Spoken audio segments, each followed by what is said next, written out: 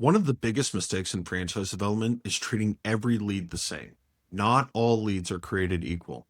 And if you don't understand that early, you will waste a massive amount of time chasing people who are never going to move forward in the first place. An A lead is very simple. It's someone who meets all the necessary criteria to continue in the mutual evaluation process.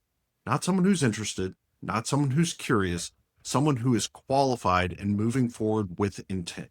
There are four things that define an A lead. They have a strong buying motive. They are financially qualified, they understand the process, and they've agreed to move forward. If any one of those is missing, they're not an A lead. The most important and the hardest is the why. This is where most developers fail. I think I'd be good at business ownership. That's not a real why. A real why sounds like I haven't seen my kids in 6 months and I need to change something. That's a driver.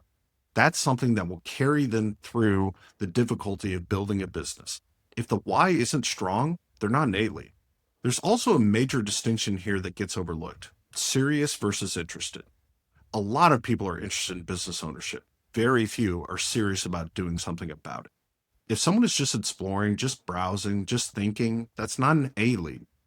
And if you treat them like one, you will burn time. The second piece is financial qualification. And this is where a lot of developers, frankly, get lazy.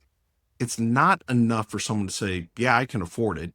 You need to understand how they're funding it, where the capital is coming from, and how they're going to support themselves during ramp up, especially for first time franchise owners. If they can't cover their personal expenses while the business is getting off the ground, that's a problem.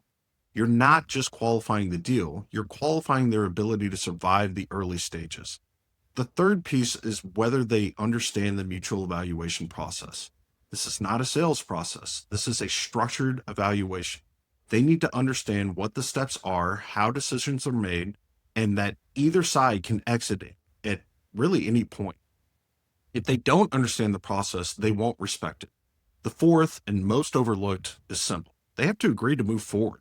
And this is where language matters. You don't tell someone, here's what we're doing next. You ask, based on everything we've discussed, are you comfortable moving to the next step in the process? That does two things. It gives them ownership of the decision and it eliminates chasing. If they don't say yes, they're not an A lead. Here's the reality: A leads are not created, they are identified. You are not taking a C lead and turning them into an A lead. You're filtering, you're qualifying, you're making decisions early, because the best franchise developers don't have the biggest pipelines, they have the cleanest pipelines.